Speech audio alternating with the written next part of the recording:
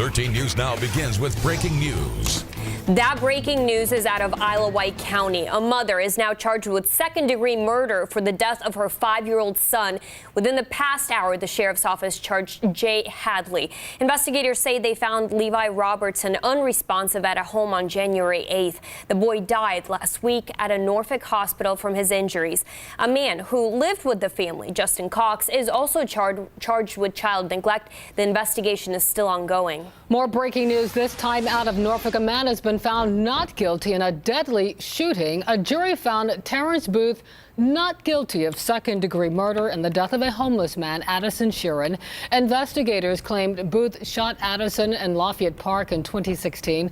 A witness claimed the shooting was over a drug deal, but Booth's lawyer argued that police had not proven when Sheeran died and therefore could not prove that Booth was the killer. Well, day 3 of the government shutdown and the fight to reopen government. Welcome to 13 News Now at 4. I'm Regina Mobley. And I'm Kristina Zverjako. Janet Roach has the night off. Today, the Senate passed a bill to reopen the government. But the House and the president need to approve it. ABC's Gloria Riviera has a look at the sticking points in this debate. The stalemate in the Senate is over. The motion is agreed to. For now, lawmakers inching forward, funding the government through February 8th. The Trump shutdown will soon end, but the work must go on. The break came after heated negotiations between lawmakers all weekend and blame from both sides. President Trump's unwillingness to compromise caused the Trump shutdown and brought us to this moment. President Trump tweeting Democrats' far-left base caused it all. The president is expected to sign the bill today at the White House. White House spokesman Sarah Sanders reading Trump's reaction. I am pleased that Democrats in Congress have come to their senses and are now willing to fund our great military, border patrol, first responders, and insurance for vulnerable children.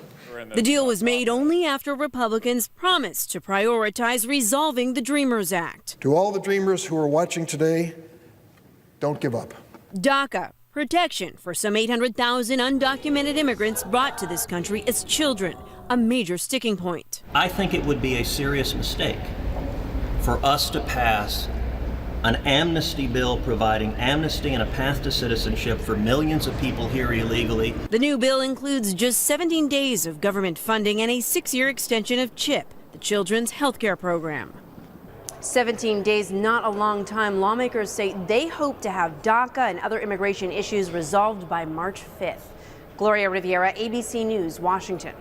Now, even before the key Senate vote today, with such a huge military presence, the shutdown was already having a big effect here in Hampton Roads. Thousands of local civil servants had already received their furlough notices, and shoppers were extremely concerned at a local military commissary where they go to purchase deeply discounted tax-free groceries. In fact, if the shutdown were to continue, the plan was for commissaries to close down at the end of business on Wednesday. Shoppers we talked to were deeply disappointed that lawmakers had allowed things to reach that stage. Said, a lot of stuff will be marked down and all these people will be out of work, and it's like, and then how do you ever catch up? Shoppers we talked to seemed pretty evenly split. Some blamed Democrats for insisting upon legislation on immigration, the Dreamers, and DACA, while others pointed the finger at President Trump and congressional Republicans, who they say failed to lead during this crisis. And let's take another look at some of the things that are affected. First, national parks. National park staff is furloughed, but some parks are still accessible. For example, Assateague Island National Seashore says visitors and campers can still get in, but there will be no visitor services, no bathroom maintenance, and no emergency response. 87% of IRS workers are furloughed. That means the agency's helplines are closed. Taxpayers looking for guidance on the new tax laws will have to get help somewhere else. And when it comes to law enforcement, those federal employees are still working. Essential groups of law enforcement and national security teams remain active. For a look at more of what's open and what's closed, look for this story on 13newsnow.com on the homepage. Virginia Senators Mark Warner and Tim Kaine voted in favor of today's bill. After the vote, Senator Warner released a statement saying he hoped this is the first step toward a complete budget bill. A group of us over the weekend worked to make sure that we had a path forward. We now have that path to get a full year budget. We now finally have a path to make sure that we address the critical issue of dreamers, making sure the 800,000 plus young people who were brought to this country have a right and an ability to stay and prosper in America. We've got a lot of work to do, but I think today we take a step forward. Today's vote would also reauthorize funding for the Children's Health Insurance Program, which both senators have pushed for. 13 News Now has team coverage of the impacts of the shutdown. Coming up at 4:30, 13 News Now reporter Megan Shin will give us a look at how the staff at local national parks are managing. Time to check in on the weather because, boy, it's warm outside. Evan, temperatures are about 20 degrees above normal. What's bringing in the warm air? Well, we've got these winds coming in out of the south. That's a warmer direction for us, and that's what's bringing in those warmer temperatures. As we take a live look outside, again, those southerly winds also bringing in a few clouds as well, and those southerly winds, again, continuing to push those temperatures up, and it's also eventually going to bring in some showers. As we take a look at temperatures outside right now, 65 degrees. There are those southerly winds coming in at 9 miles per hour. And pressure is falling. That's an indication that low pressure is working its way closer towards us. That's a front that will eventually bring us some showers as we go into the day tomorrow. But other temperatures around the region, 64 Williamsburg and Suffolk. It's 56 in Elizabeth City, so a little bit cooler down there in the Harbor of Hospitality. 60 degrees in Melf up on the eastern shore, and a pair of 61s from Virginia Beach down towards Currituck. As we go over the next several hours, temperatures, of course, as we get closer to sunset and after sunset, will continue to drop, but still looking like a pretty mild night. Notice temperatures down into around 53 degrees by 9 p.m. and then start to creep back up as the clouds move in and the winds pick up out of the south. Temperatures will rise a little bit later tonight, and we are tracking those shower chances through much of the day tomorrow, though I think we will see some afternoon clearing. I'll have details on that and the rest of the 7-day forecast coming up. All right, thanks, Evan. We are tracking developments in the Ashanti Billy murder case. Prosecutors will have to wait longer than expected to find out if the man accused of killing the Virginia Beach College student is competent to stand trial. 13 News Now anchor David Allen is here to explain. Eric Brown, a Navy veteran, is charged in federal court with abducting Ashanti Billy from JEP Little Creek. We were first to tell you Brown was moved to the Federal Medical Center in Lexington, Kentucky. And now we've learned the warden there sent a letter to the federal judge asking for an extension on the medical evaluation.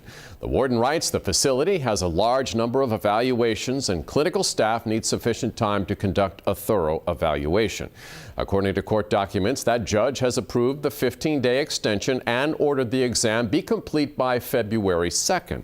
The final report is due a month after that. We've told you the government believes there is reasonable cause to think the suspect here, Eric Brown, may not be competent to stand trial. As soon as that evaluation is finished and the results come in, 13 News Now will let you know what it says. David Allen, 13 News Now. Helping firefighting recruits be more successful during training. That is the goal of changes at the Norfolk Fire Rescue in partnership Centera College. 13 News Now reporter Ernie LeBeau is live in Norfolk tonight. And Ernie, tell us about these changes. Yeah, Regina, most people are aware of the physical requirements to become a firefighter, but rarely do people think about the academic portion of their training. And that's actually where Norfolk Fire and Rescue tells me that they're having trouble with keeping recruits. Now, I got a chance to speak to Battalion Chief Brandon Dommel. He tells me recently they've seen about a 20% decrease in keeping recruits, mainly because a lot of them haven't been able to pass the academic portion of their training. Now, he kind of attributes some of that to a lot of their recruits being out of high school or schooling in general for quite some time. And that's basically why now Norfolk Fire and Rescue and Centera College are teaming up with this pilot program to offer more schooling and training for their recruits in hopes of making them full-time firefighters. And they've developed a program, it's a week-long program to send the students through that covers basic math, reading comprehension, study skill, anything that we could do to help brush them up on that would definitely help them be more successful. And coming up at 5, we'll hear from one of those students, as well as hear about the strain that it puts on the department and their ability to keep the community safe without that 100% graduation rate. Reporting live in Norfolk, I'm Ernie LeBeau, 13 News Now.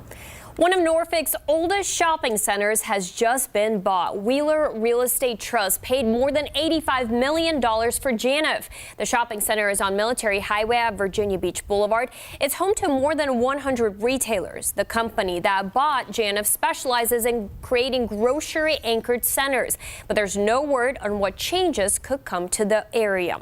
And this week, we could learn more about efforts to revitalize 3 public housing communities in Norfolk. Tomorrow, City Council is set to vote to create a plan for Tidewater Gardens, Young Terrace, and Calvert Square.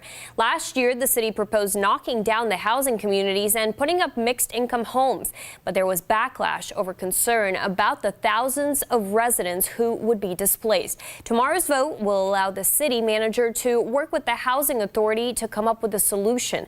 The city says whatever the plan is, it will focus on helping families.